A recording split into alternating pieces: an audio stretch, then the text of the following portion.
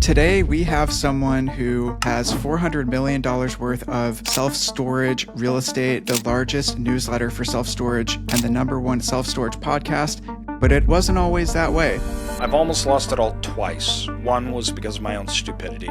And at one point, they were in the hospital, paralyzed. They put me into a coma. When I woke up, and I was paralyzed from the eyes down. He probably knows more about your own self-storage facilities that you own than you do. AJ Osborne. Thanks, man. Appreciate that. Welcome. We are so excited to have you. We've got an incredible show scheduled for you today with just so many questions that can really help unpack all the knowledge that you have. First off, on behalf of all of us in the real estate community, a big thank you for everything that you've given back in terms of knowledge and education for sharing with everyone. Thanks. Worked hard on it. It's my mission, and I love it, so I appreciate that.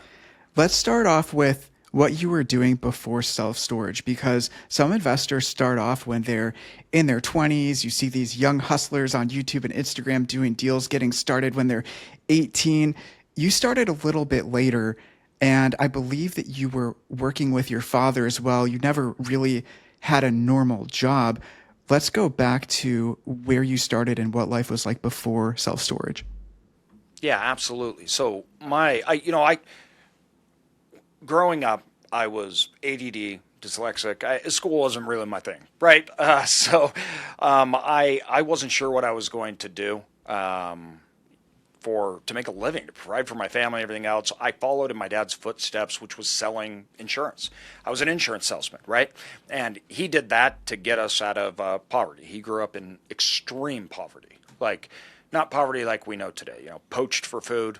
They didn't have heat or running water, outhouse, and that was his way out. And so I followed in his footsteps to sell insurance. And I started in college. I worked for a company called Aflac. Then I went and worked for a small brokerage firm in a small town in Idaho. And then I moved back to Boise, and I started selling insurance with my dad. And it was sales. It was cold calling. It was knocking on doors, making presentations. It was such a good skill to gain. And I didn't have a paycheck. That didn't exist. We ate what we killed, so to speak. And so for, being at the front of the spear, the tip of the spear in business, you're the revenue source and generator. That was an incredible lesson to learn. It was an incredible lesson to learn on cash flow, cash basis. And you got to get out there and you got to make it happen, or it doesn't, right? But there was obviously big downsides with that. I referred to it as a treadmill. It was just constant. And, even looking at my dad, I was like, how are you going to retire? What am I going to do when you need to retire? Because you have your clients and you're selling. All of a sudden, when you're not able to do that, there's nothing there. What do we do? And then that really started me thinking, what am I going to do? And I started studying a lot about business economics and understanding the power of compounding. And I was like, this is just to invest decades of my life into it and then to end up with basically nothing to show. I'm like, that doesn't seem like a good investment in my time. So it was an incredible experience. I loved it. I was good at it. It taught me a lot of things. One of the best things was I worked with companies. So I was working with hundreds of companies, and I was seeing and meeting with the C-suite and understanding about their business models. I was understanding about their structures, what companies were doing good. And, we went through 2008 and saw which companies survived and which ones failed and why. Experience that you can't pay for. You can't go to school for that, right? You can't. That was so immersive. And to see and compare all of these business models to learn what was working and what wasn't, I just, I wouldn't trade it for the world. You almost never talk about it, but yeah. At some point in that journey, you did study for your MBA because you were curious and you wanted more knowledge, not to get a job, but for the things that you could learn about kind of the core business principles that you might pick up there. Was that before or after you started dabbling in real estate or first became interested in self-storage? So that was after, and it is funny. I never talk about it. In fact, I don't think anybody knows I have an MBA or anything else. And the reason being is when I went to get my MBA, there was nothing to get for it. So it was never going to get me a better job. It was never going to get me more income. And really, what had happened was at the time, we were going through 2008. And I had so many questions. Now, you got to remember, this is like pre-real social media. There weren't podcasts. There was no way for me. And I'm like, how do I learn? Because I am confused about what's going on. So I literally just went, signed up, came home. My wife's there. She's got a newborn baby. And I'm like, hey, I signed up for college. I'm going to get my MBA. And she's like, well, that's a great idea. When do you think you want to do that? I'm like, oh, sorry, honey, I already did. She's like, wait, what? You're working full time. You're now investing in building a storage business. We have a kid, and now you're getting an MBA too? And I was like, yeah, I have a lot of questions, and I need answers. And so I went with the sole focus to really study different business models to understand, particularly an emphasis in economics and what was happening in 2008 and why. And I dedicated years to studying that and understanding it just on my own. It didn't matter what grades I got. None of that mattered. I just had questions, wanted answers. And so that at the time was probably the best way. Today, I could get those answers and everything else elsewhere and study. But yeah, at the time, that was the most efficient process for me. There is a book that is rarely talked about that you would have really enjoyed during that chapter of your life. I don't know if it would have deterred you from getting your MBA or not, but it's called The Business Model Navigator. Have you ever heard of it? I've heard of it. I've never read it. I read it cover to cover. It actually contains every business model that exists in one book. So it's super interesting and one example for every single one. It's a very, very interesting read just for people that are interested in business models. I love that. So Business Model Navigator. Yeah, the Business Model Navigator. No one ever talks about it, but it does cover that. And it is a book that I read last year, actually. So Amazing. before you got your MBA, self-storage was already on the table and it was something that you were starting to build. Yes. There was a point earlier in your journey where you decided that you wanted to diversify your income because you didn't want to just be on the hamster wheel of eating what you kill, selling insurance. You wanted something that was more scalable, more sustainable. And so clearly you started to pivot towards real estate and building that in the background. How did you decide on self-storage as the asset class? Because there must have been a period where you were evaluating the different options that were on the table: multifamily, mobile home parks, self-storage, traditional long-term rentals. How did you settle on self-storage, especially in an era where there was less knowledge out there than there is today? So I read a book called The Warren Buffett Way, and I was obsessed with this book. And I didn't understand probably half of it at the time, and that made me even more interested. But I really loved this idea of buying something that you can improve the revenue, therefore the value, and then compounding that capital. I was really interested in how he approached business, his story, everything else. And I just would read it all the time. And so I wanted off the hamster wheel, and this is pre-08, so everybody at the time, real estate, right? Single-family homes, multifamily. And that's what I was leaning towards. I'm like, okay, well, I'm trying to learn. I need to learn something. I need to have a physical asset, not just cash flow that I produce that over the long term will generate wealth, income. So I started looking at real estate. And at the time, cash flow was like non-existent, right? Everybody was buying because it was just going up in value. And it was actually my dad who was looking at this small storage facility in this little town. And he's like, hey, no, AJ, don't buy those. Look at this. Now, you got to remember, back then, like, storage wasn't a thing. And I'd never even really been in a storage facility. And so everybody asks, like, well, why did you decide that? And it was simple. It was the P&L. It had cash flow. And more importantly, the more I looked into it, the more I studied, I'm like, this isn't really real estate. This is a business. Mm-hmm. And I loved the fact that I was like, I can get all the benefits of real estate, but then the benefits and the things that I wanted to build off of, meaning I could actively be engaged in improving the revenue, and then I could take and build a system and a model that I could repeat over and over and over again. I looked at that and I said, that's it. And so me and my dad started buying small little facilities. The first one we bought is in a place called Bonners Ferry, Idaho. We're talking about, a lot of people think, oh, commercial real estate is this big. No, these were $100,000, $150,000, right, for the whole asset.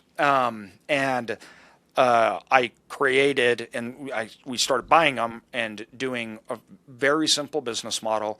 I looked at it. Everybody bought as a traditional real estate. It was simply you hold, have occupancy, it cash flows, and then it increases in value because of the invisible hand, which I hated. Whenever anybody said that, I'm like, listen, praying is for a religion, right? Yep. And hopes and dreams is not an investment strategy.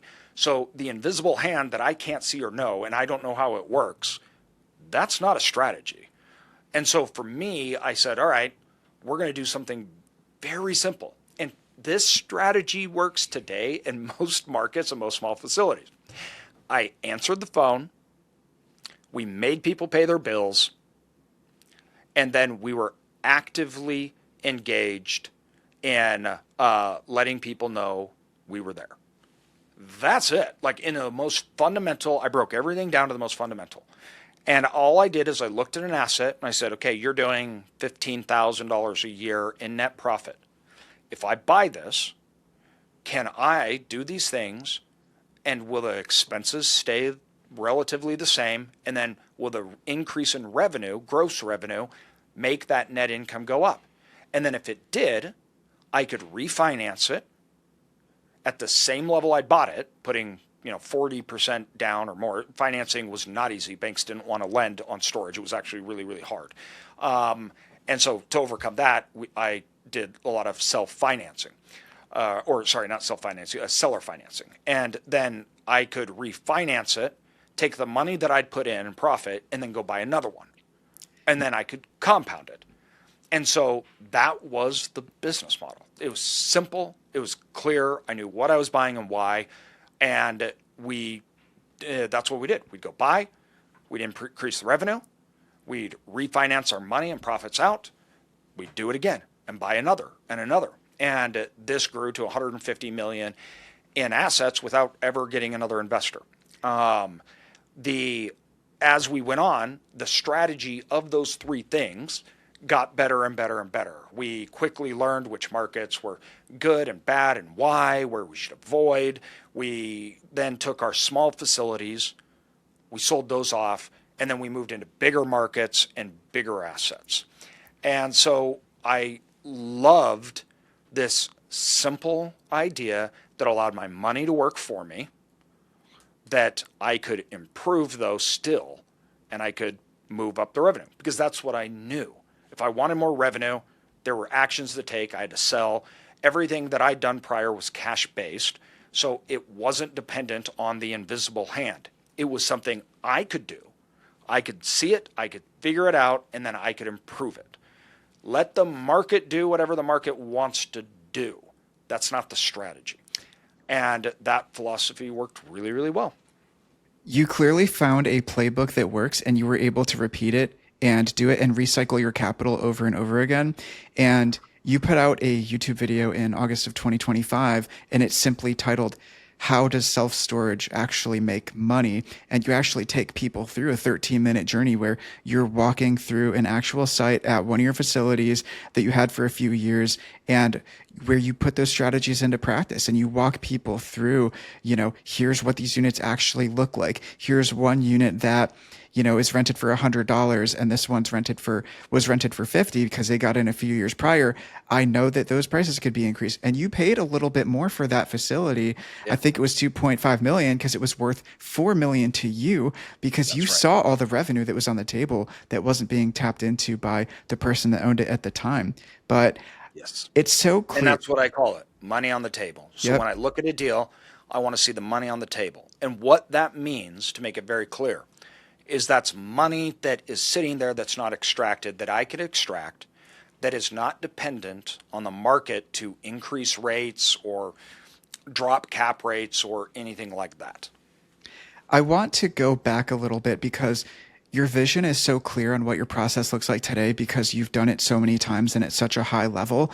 But I do know that there were earlier times where you were in the beginning stages of this journey where there were huge challenges and you didn't have all of the playbooks that you have today. And people who are starting off today, they could learn those playbooks from you or the self-storage income community that you've put together, but you didn't have that. And so I want to go back to the first self-storage deal that you did and the things that you did know going into it, the things that you didn't know that current AJ would go back and tell younger original AJ, hey, Oof. you're going to make these mistakes and you need to fix these for next time. Let's go back to that first deal. I think that you might have bought your first one for, was it around 250,000 or something like that? 200,000, right around there. Yeah. Okay. What did that look like? How were you able to find it? How did you finance it? And what did the operational process look like? I'm sure that there had to be some fear baked in there that you would never have today.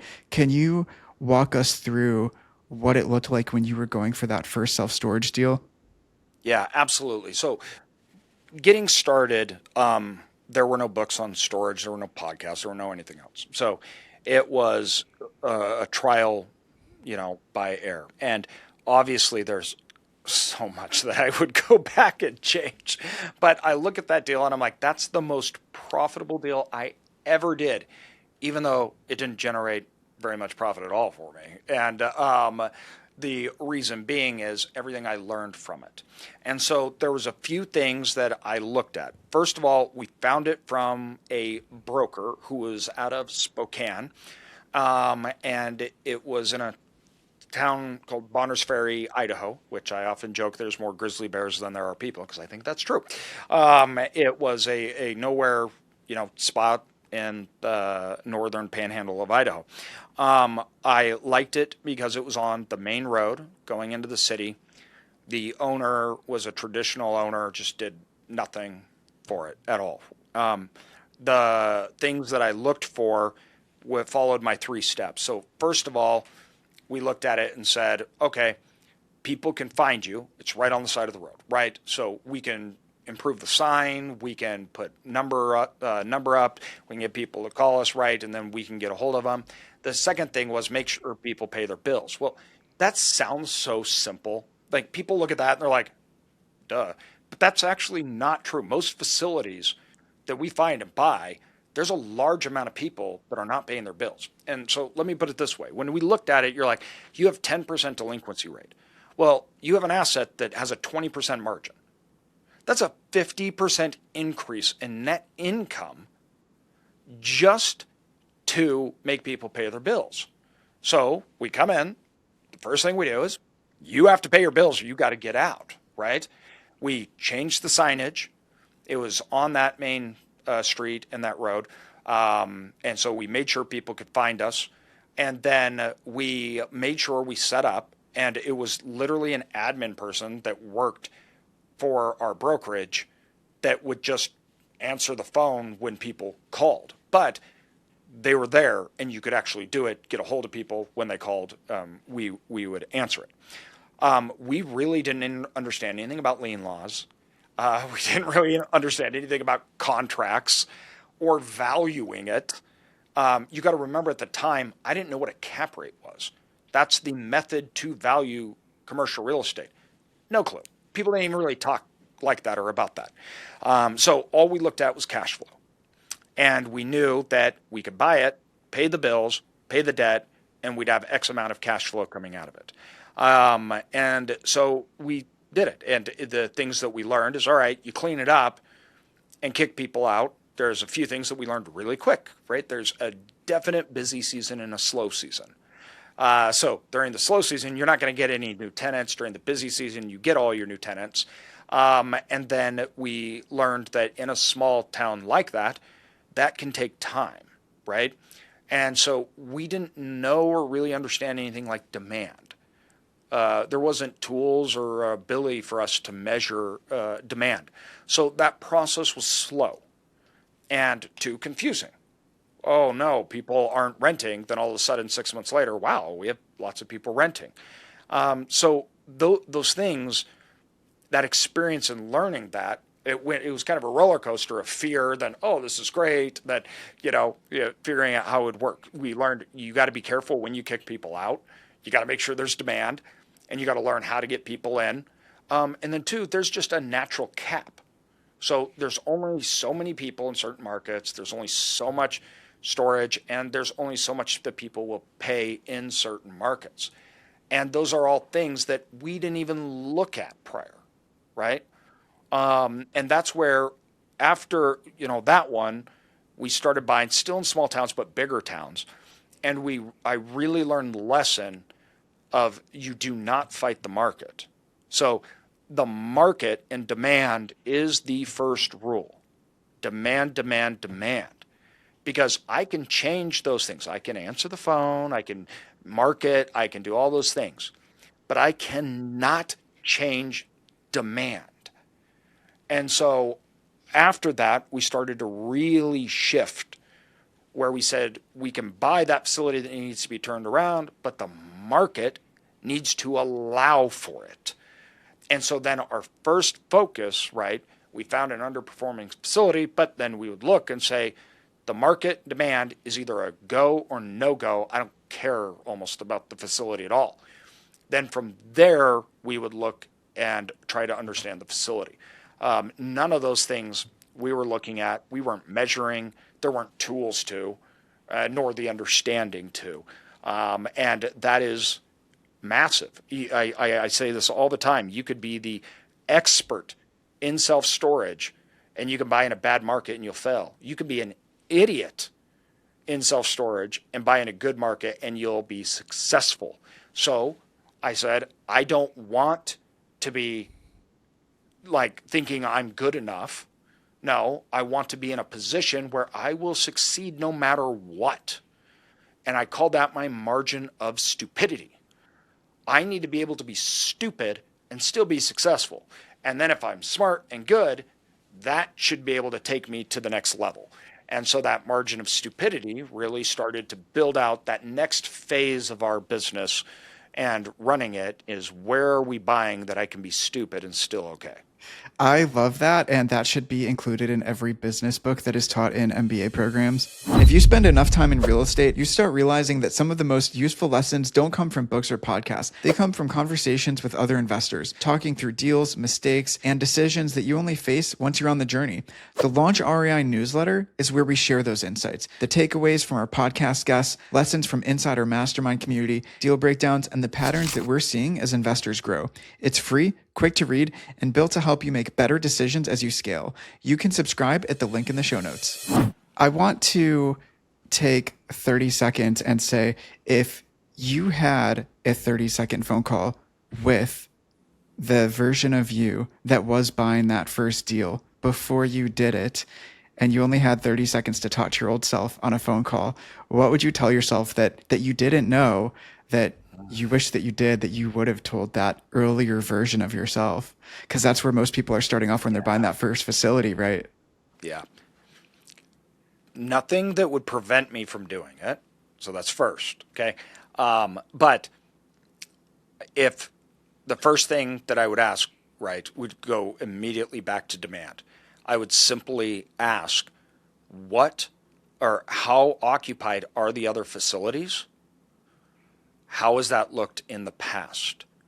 Is there demand, right? And then I would ask, are rates able to go up and occupancy not change? Look at that. And that would change the direction in how I analyzed and looked at the market and the individual assets.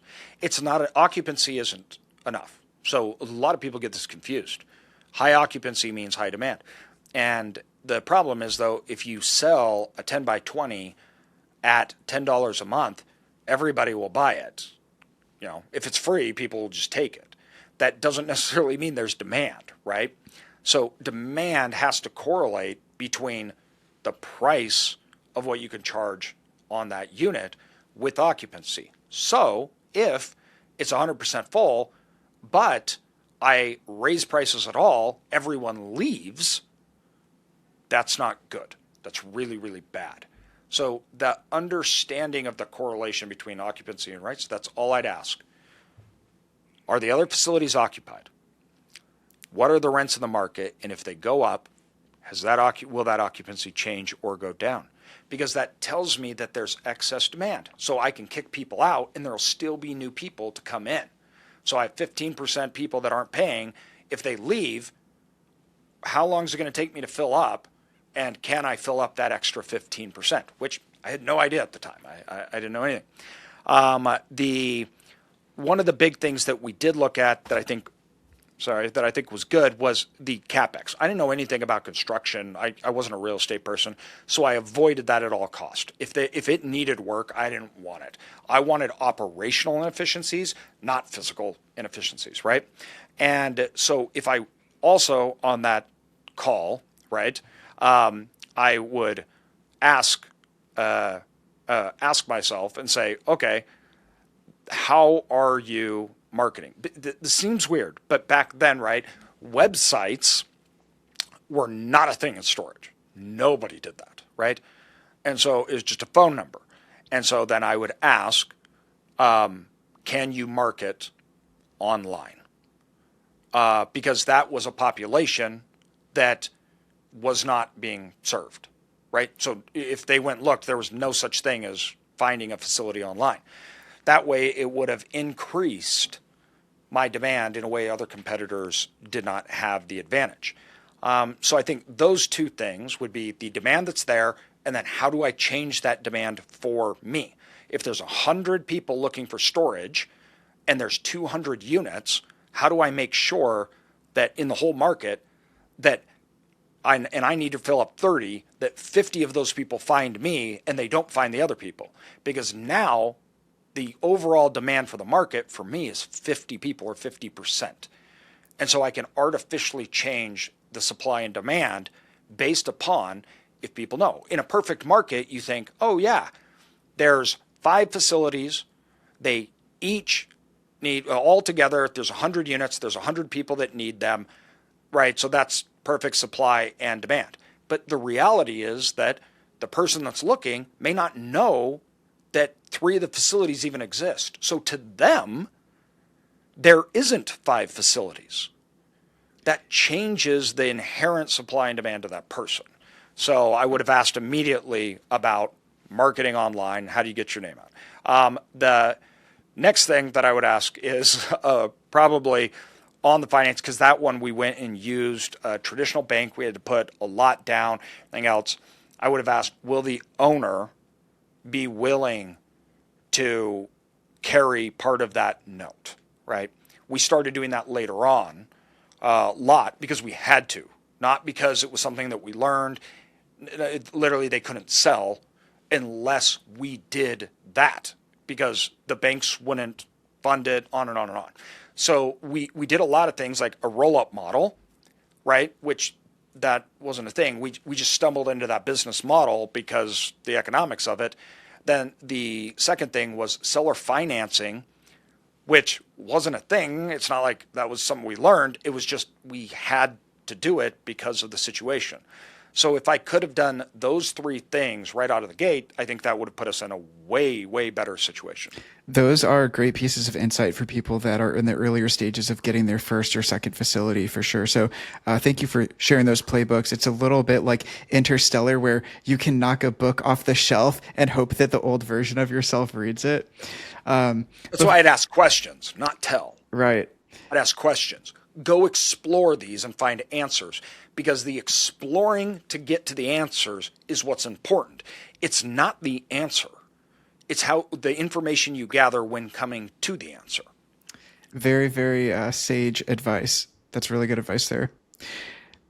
I want to go to a chapter where you had mentioned that you almost lost it all at some point in the early stages, and that also includes the very crazy freak health scare and an accident that had happened with you, and we're going to go there before we pivot to how self-storage actually works. We're going to get into the fundamentals and drivers of that. But first, let's go back to what happened as best you could remember, because you experienced something so difficult and life altering that most people will never experience in their lifetime. And it seems like it fundamentally shifted the way that you think about life and the path that you ultimately took. So let's go back to that day and what actually happened as best as you can remember. So I've almost lost it all twice in my life. One was because of my own stupidity. The other one had nothing to do with anything. And really what had happened was, it's funny how these things work, but I was at the top of my game. So I was doing insurance, I was making good money. And because I was making good money at that time, it had been years and I'd been building up clients while I was investing in storage facilities, right? We then had assets and I had a really good income because I had a good client base.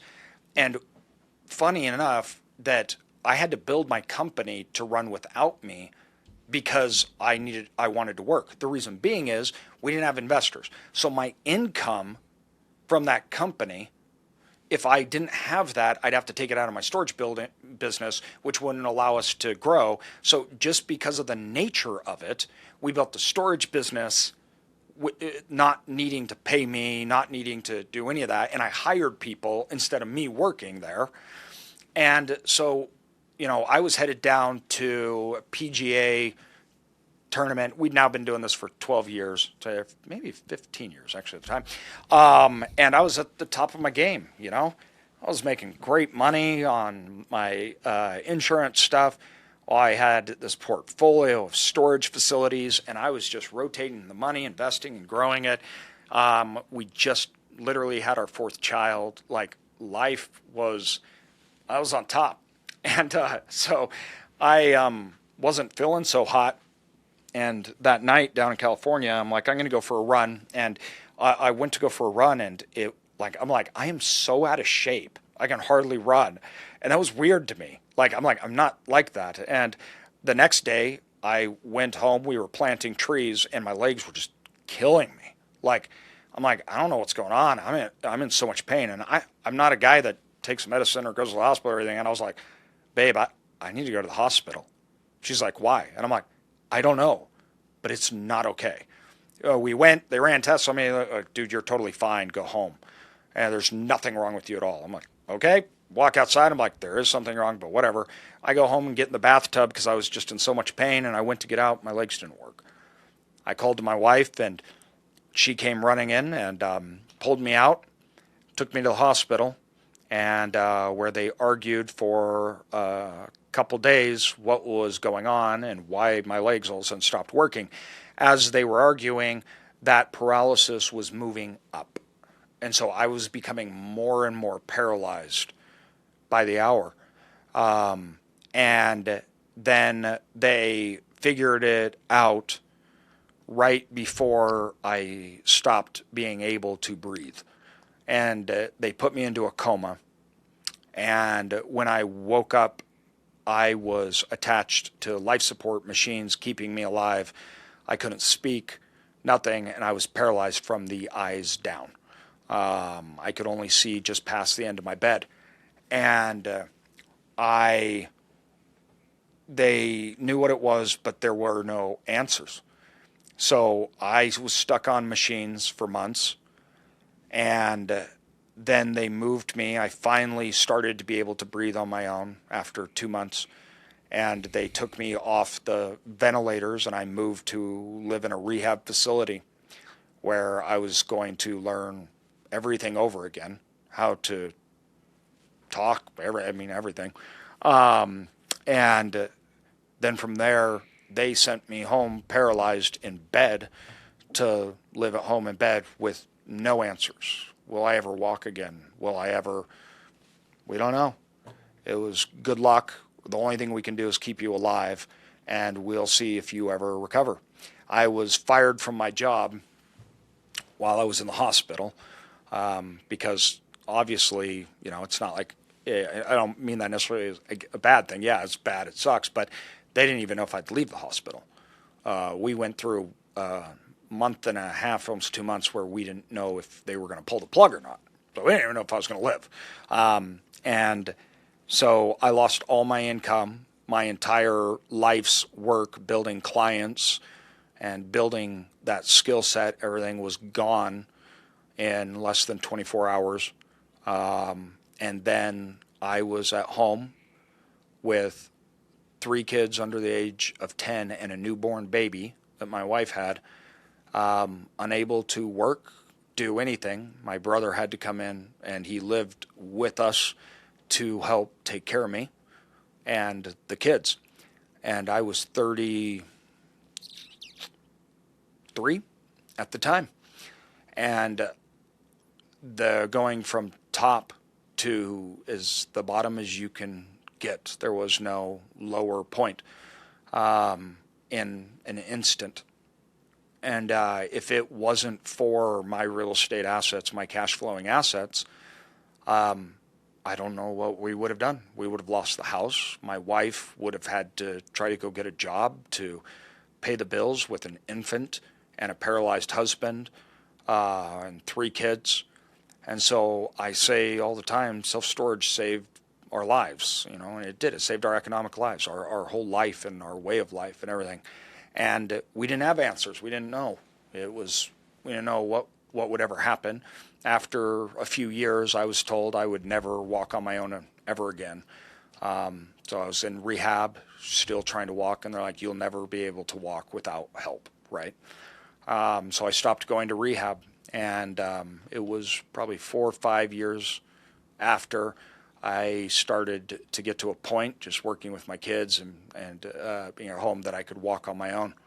And that obviously changed me in a lot of ways. And I remember sitting in the hospital. It was the night, it was Christmas Eve, and I was going to go home for the first time in months to see my kids and be in my own home. It was a hospital-assisted visit. And I'm out looking at the snow at night. I'm by myself, so excited I get to go home. And I was so overwhelmed with appreciation. There, as I was paralyzed, my life was over. I was so excited, and I was so grateful. And I was grateful for the fact that I knew my kids were going to get a fun Christmas, that my wife was going to take care of them. And so I made myself a promise. I said, all right, I've got to change things. And I don't know what I knew that whoever left the hospital wasn't going to be the person that went in.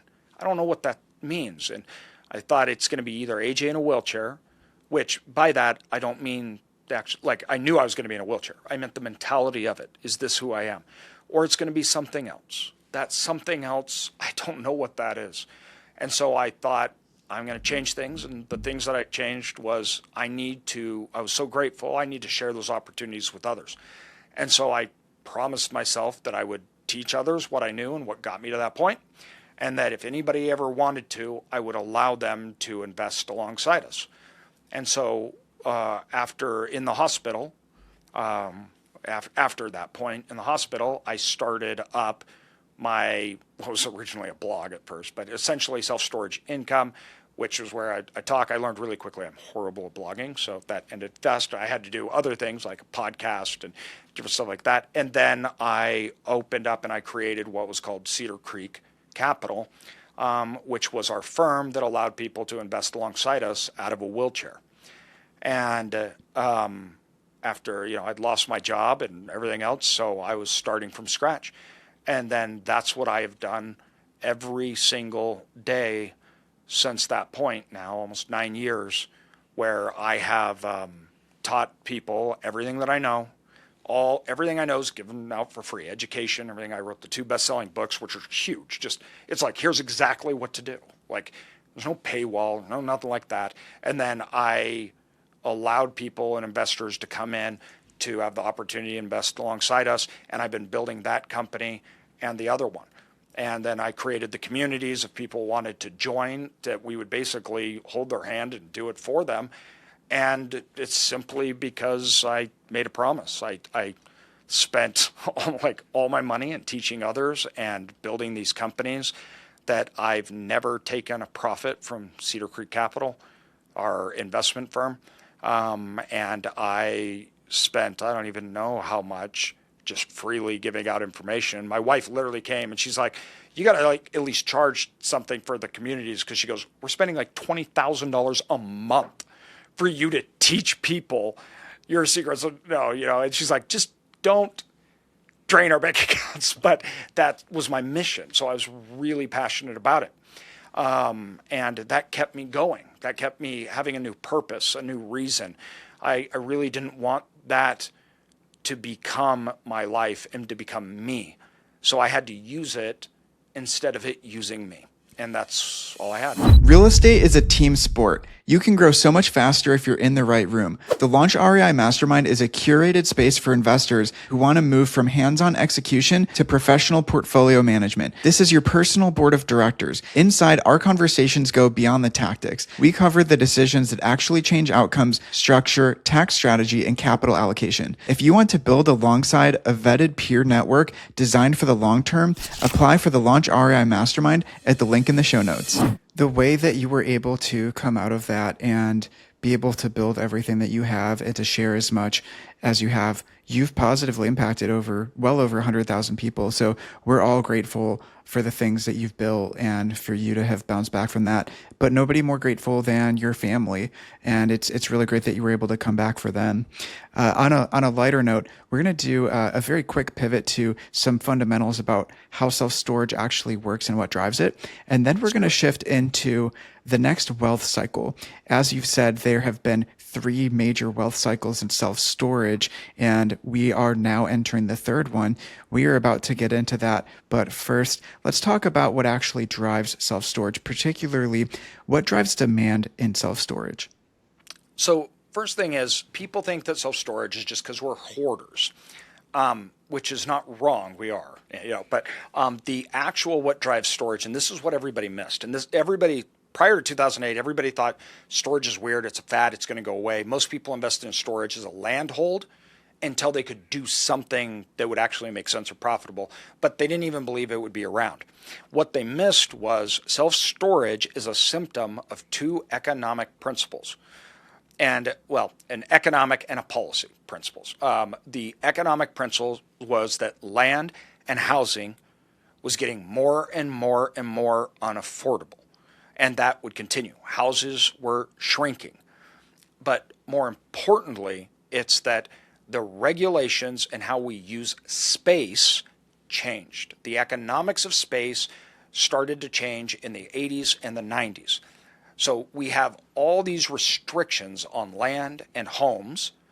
Homes are getting smaller, and it doesn't make economic sense to go build, a 10 by 20 onto your home when you can rent it for far cheaper. But more importantly, HOAs, growing up, my dad, he wanted to park some stuff or do something. He parked it on the street. He built a shop out in his yard. People had more land. That's all gone today. HOAs dictate everything. Cities, the regulations over housing have increased 300% in the last, 20 years. So the way that we integrate with space on a societal level has changed so dramatically since the 70s. And those are the 2 things that drive storage. All at the same time, why consumption has become easier, right? But the main driver of self-storage demand is change. It's movement in the economy. So we are a mobile economy. So we have a space factor, but then we also have a change. We got death, divorce, dislocation, all of those things in change where people need somewhere to put their stuff in the middle of life changes and transit. And these things drive self-storage demand. And that was not only not going to go away, it was going to increase. And the more people understood about the product, the more demand there would be for it, which prior to 2008, there was little understanding of the product. People didn't really know or understand it. And that has gone up. Consumption or use of storage has gone up every single year. There may have been down years, whatnot, but overall the trend, it just keeps rising. because people grew accustomed, they knew it, and it started to become an integral part of life for people. They either used it on a consistent basis, or at one point in their time, they were going to use storage. I mean, at any given point, 11% of the population uses storage today in the United States. When I got started, it was 7%, right? And that has risen. 10 years ago, it was 9. And that keeps rising. The housing market fuels major swings because of movement. So when you have a housing market, like in the past 4 years, the housing market froze due to high interest rates. And for storage, it was like the worst thing ever. Why? Because people didn't lose their homes. They were stuck in them. That's like the worst thing ever. So that caused a major contraction in storage after it had bubbled up and just had all this hype around it from 2018 to 2021. And then that main lead indicator of demand went away right as there was a lot of oversupply. That made a really hard last few years. We are now coming out of that point. But that leads us to your next question. There's really been 3 stages of storage. The stages storage went through was its infancy, adolescence, and then maturity. Its infancy was prior really to 2008. Infancy is dictated by a few things. First of all, infancy is dictated by financing and institutions. So prior to 2008, less than 10% of the entire industry was owned by any kind of institutional anything. It was a couple REITs, and they weren't even that big, right? After 2008, self-storage outperformed all other real estate asset classes. More importantly, technology moved in. The advent or the ability to operate, manage, and own storage facilities tied to the next big thing that happened, which was third-party management at an institutional level. Technology, third-party management at an institutional level, and the test that this asset class isn't going away, it's a good asset class, it's performing, it's here to stay, opened the floodgates for institutions. And after 2008 started to recover, institutions and people started to learn about it, and everybody wanted to invest in it because it performed so well. That creates adolescence. Adolescence is the wild, wild west of any industry. So when you're in the adolescence phase, everyone's trying new business models, they're trying new things, new money's coming in, institutions are coming in, third-party management, there's competition. It represents a consolidation, right? So that's when the roll-up models everybody starts to do, and they're able to because of technology, because banks will now lend, and they can sell it to institutions having exits. Institutions are coming in to gobble it up. This was a boom time for storage, and that ran until COVID. And what happens is at the end of an adolescence phase, an industry has bloated with all this activity, and it's reached a point where something triggers it to come back down to earth. All those business models that were trying out, all these people that were speculators, everything, all that going on, they all leave. And it comes down to the core, tried, true principles, the people that actually know, understand the asset, on and on and on. And that contraction moves it into the maturity phase. Now, by the time that this has happened, the industry went from 8%, right, consolidated to 40+% consolidated. And that reaches the maturity phase where the consolidation slowly moves up from there. Compare that to any other real estate asset class, and the vast majority of it is consolidated. Outside housing, because that's not necessarily specifically an investment vehicle, where it's inverse of that. So they're institutionalized. There's not a lot of margin, right? You've got multifamily, all these other ones, which it's 80% institutional. It's very known, debt structures, everything else. So storage is now moving into that phase.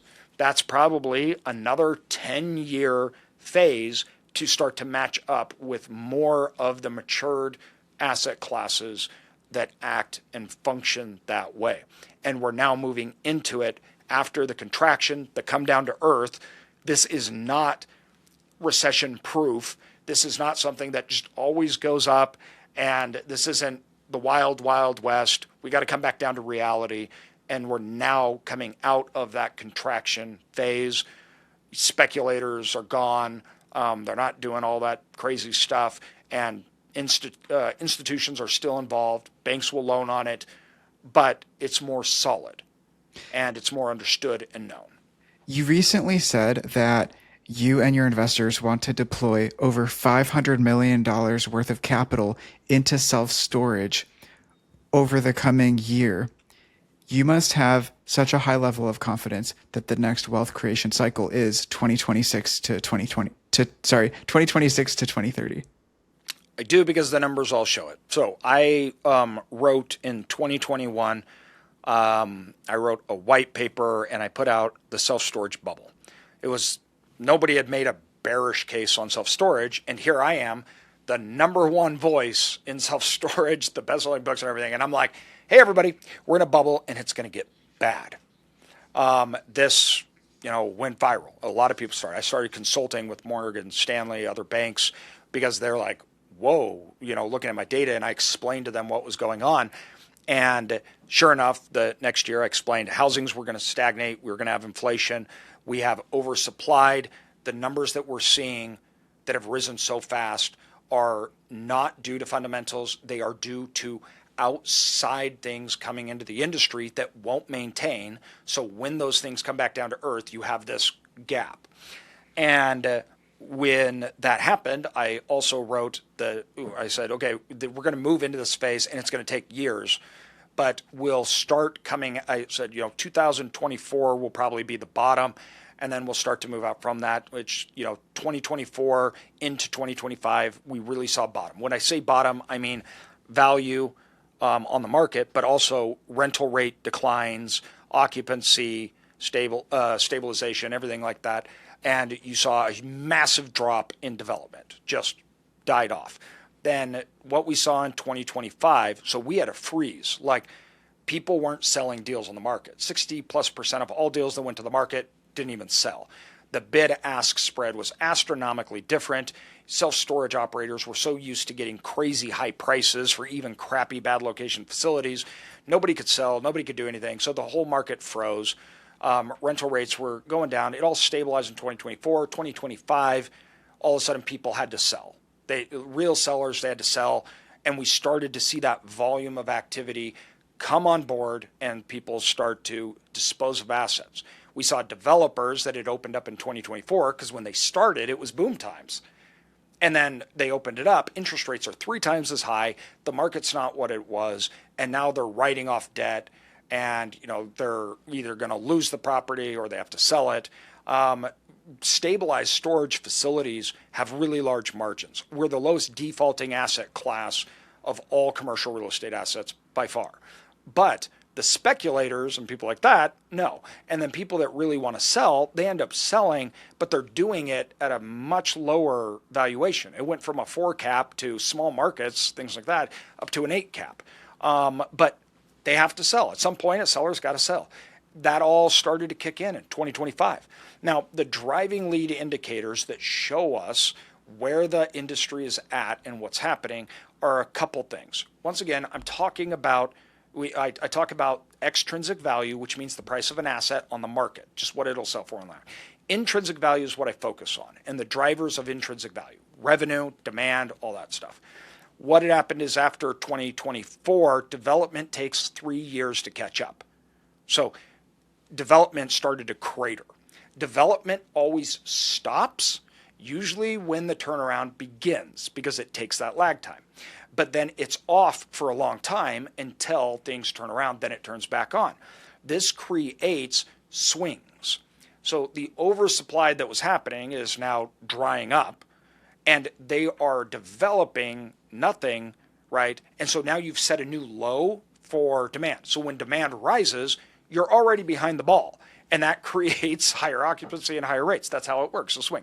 2025, people are leaving, speculators are getting out, rental rates stabilized, occupancies have stabilized. In a lot of markets, they're even turning around. Financing is being able to be done. Sellers are disposing of assets. All of the things that you need to see to have a functioning market. But the core principles of demand represent that we saw demand stabilize, new supplies not coming out, interest rates have started to come back down. Interest rates fuel the housing market. Also, real wage growth. 2025, this last second quarter, was the first time we saw real wage growth. What is that? If inflation is 6% and you get a 3% pay increase, you actually lost 3%. That's right. That's not real wage growth. We had, finally in 2025, we had wages rise at 4.7, but inflation was 2.7. That means they actually got an increase for the first time in years. All of those things then push to allow movement for consumers to do things. That then leads us into 26, 27, and 28. By 28, it's the opposite way, right? So by 28 to 30, you're in the inverted of that. There's no supply. Demand has normalized. You now have increased demand from this extreme low. To put it in perspective, that low was lower than 2008. Housing transactions dropped below 2008. They're now picking up. And so even returning to just a historical norm is big difference than today, or last year. But they're not building for anything even close to demand today. So then all of a sudden now the bad players, speculators are gone. The fundamentals have returned. You have low supply and slowly increasing demand. 2008 to 2030, it inverts now because occupancies are high, rents are going up, and guess what starts back up? The development cycle, everything else. So that's the type of cycle we're in. And that cycle shifted us into that maturing phase. Banks won't allow speculators. No one expects it to be 96% occupied. We had a 4-year period where occupancy was at 96%. Historically, we'd never had a year of over 90% in the industry ever. So it was crazy. So people came back down to earth, fundamentals. And the asset class not only survived, it was still the lowest defaulting one. So now we're buying at basis that is crazy. We bought 2 facilities. We're buying 4 right now. 2 of them I bought for $17 million. It would cost me $15 million to replace one of them, of the 2 that I bought. Why? Because those speculative developers, they have now high interest rates.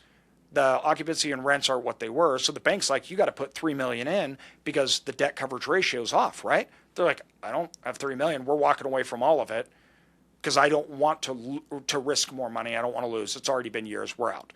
So we're buying these deals that are 40% under replacement cost, and the market's beginning to stabilize and turn around. It's the same thing we did after 2008. Prior to 2008, we really slowed down and we weren't buying anything because it just got crazy. After 2008, 2009, 10, 11, 12, right, we went on a buying spree. This isn't like 2008. It's not like it at all. Like these deals won't last. Like we had 5 years after 2008, 6 years to buy great deals. We got maybe 12 months to buy under replacement cost, right, type of deals. But cap rates returned to normal. So we're back to solid, good deals to people to buy and get in, and you're on the opposite end, and you're on now a constrained market of supply, increasing demand, fundamentals with financing, and you can still exit to institutions. So we're on the next phase in this cycle. That's really exciting. And so we are all in. I deployed just in these last 4 deals that us and our investors are buying till February, $15 million personally. And we've invested a lot more and will obviously continue to. But we're trying to buy everything that we can through 2025, the end of 2025 to 27-8. We want to buy as much as we can. The opportunity sounds extraordinary and maybe greater than any other asset class that I've heard about recently. And lastly, we will pivot to the question that is on everyone's mind. You recently said that AI is only being used by about 5% of self-storage operators. How are you using AI today, and how do you think that it will impact self-storage going forward? Technology impacts self-storage in a way that it doesn't impact other types of real estate asset classes, except for hotels. The reason being is the fundamental principle that it is a business, not a real estate asset.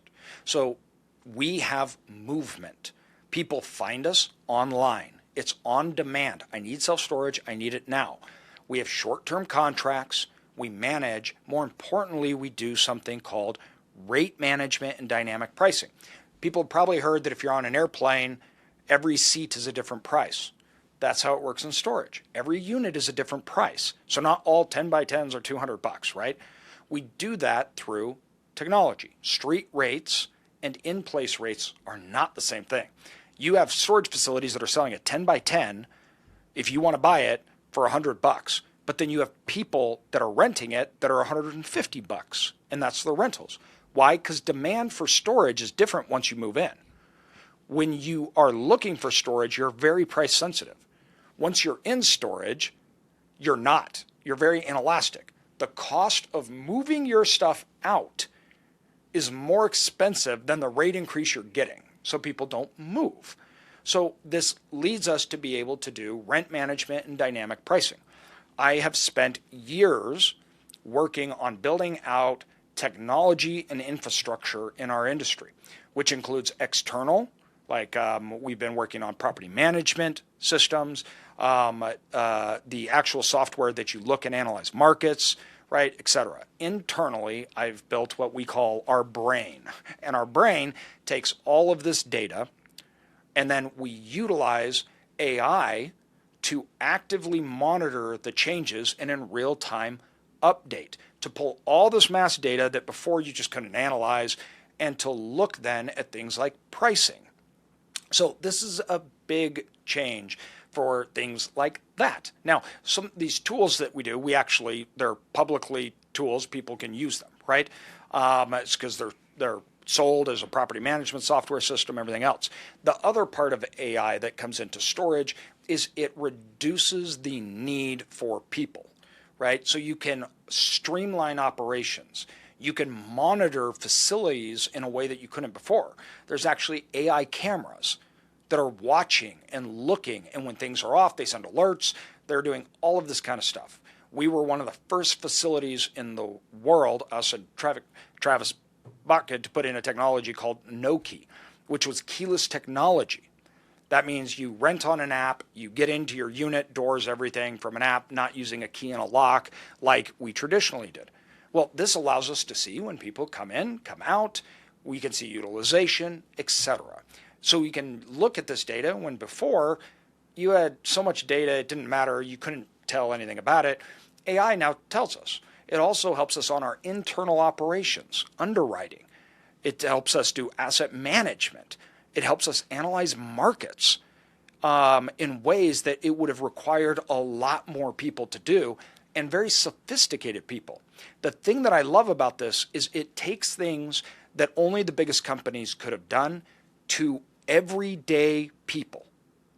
Now they can utilize it. That's the great thing about technology. It is the major differentiator. We've seen this and done this in other industries, like insurance, where we use technology and brought down to the internet to our level what only the big companies could do before, and that allowed us to compete with the big companies. AI is doing the same thing, just like software systems did in storage. It is allowing independent, small operators to compete in ways that only the REITs could literally 5 years ago. It's incredible. It allows you to do things that you don't even know how to do in storage, but you don't need to, because AI can help you analyze, it can help you look, it can tell you things, and those resources now are down to somebody that buys a $400,000 storage unit. That was unthinkable 5 years ago. So it reinforces the ability of small independent operators to perform at a level that they could not have before. It sounds like the impact of AI cannot be understated on the transformation that it will have in self-storage, from the impact that it's going to have on smaller investors to be able to compete, to the operational processes, and even helping to lower costs with headcount, and therefore pushing the value by boosting the NOI and the property the NOI of the property and the facilities that you own. So thank you so I much used to for have so many sharing that. VAs. I don't need VAs anymore. Like AI does everything. I had to hire research firms. The cost savings that I've had from AI, like instead of having people, we can now bypass with AI. So if you are starting out and you don't know things and you need help and on, you had to go find experts, right, to pay to actually do those things. You're so much more competitive now, and you can do those things without having to have overarching expenses and hiring 10 VAs or a part-time person thing that you can have at your fingertips. It's an incredible barrier that has been dropped down to the average population. But most people still are trying to figure out how to even use it or what it means. So they really don't know. And that takes time, right? The new technology comes in. AI is the first technology that we've seen that's growing faster than the market can use it and adapt to it. Previous technologies came in, the market used it to its capacity, then demanded that it went up to do more things. AI is doing more things, and people are still trying to figure out how to use the basics, right? So it is really, really powerful, and it's changing the game, and it will continue to. But it's a tool, and it allows independent small operators to be very powerful. And it can be so easy for people to look at the market today, especially if they're newer investors starting out, saying the affordability is difficult and maybe the numbers don't work as well. And look at how much prices have run up over the last decade and the opportunities aren't the same. But they're understating and not recognizing the opportunity that exists today in the form of AI, for example, that didn't exist back then. So you can look at it with a glass half full and say, well, you have a lot of advantages and there's more information, there's more education to avoid six-figure mistakes. So there are things built in that are working in your favor today that people like you didn't have when you were first starting out. It is the best time to invest in storage that I have seen since prior to 2008. But even back then, or I mean, after 2008, but even back then, we didn't have access to knowledge. So That's right. we couldn't evaluate, we couldn't do it. Like, so you get this great price entry point into self-storage today where you can get a good price, cash flowing assets. You have tools to manage, even if it's not in your backyard, with all the infrastructure that was built from 2008 to 2021 because outside people came in to provide services. That's part of that adolescent phase that you now have access to that you can do to run, operate, manage it. And then on top of that, that knowledge gap, well, now you have the knowledge to do it too. For someone starting out from scratch to get into self-storage, it's an unparalleled time to get into it. It just is. I'm convinced. I'm ready to just cut the episode now and drive out or fly out to Idaho and just be your shadow and give you all of my money and be like, AJ, multiply this, turn this into more money for me, invest it into the ever giving tree of life that is self storage. Yeah, I love it. I'm a total nerd about storage. I think it's fascinating. And the thing that I love the most about it is it's very misunderstood. It probably more than any other asset class. And I think what that misunderstanding causes fear from people because they think, oh, there's all this stuff that I don't know. And the great thing about that is that's something you can overcome very easily because it's not complicated, right? That's the key. It's not complicated. It's just different. But when you compare it to other asset classes, the entry point is way lower. You can buy storage facilities for $250,000, $500,000, right? Commercial real estate. And it's a metal box. The fundamentals are simple. And now you have the tools to do it. It's exciting. There is so much information and content that we were not able to get to today, such as more methods around finding deals, using brokers versus finding things off market, seller financing, different aspects of operations, valuing properties. So we're going to have to share more of your insights through the Launch REI newsletter in the future, and also to have you back on future episodes. AJ, people that want to get in touch with you to follow your journey and to learn from you and all the resources that you've made available, from the self-storage income community, your newsletter, your YouTube channel, the Instagram, the books that you've written, where should people follow you if they want to learn more information from you? So, it's pretty easy. I'm on Instagram. If you're not a social media person, the newsletter is probably one of the best ways because we add things. The YouTube videos are just crash courses, right? And you can just go to Self-Storage Income, and it's got it all there, selfstorageincome.com. Look me up on social media. It's an easy follow, and Self-Storage Income, you can sign up for the newsletter there. YouTube, they're all out there. Thanks for watching today's episode. Make sure you check out the next one that YouTube's recommending. It's personally chosen for you based on YouTube's algorithm and AI, so hopefully it's a great fit.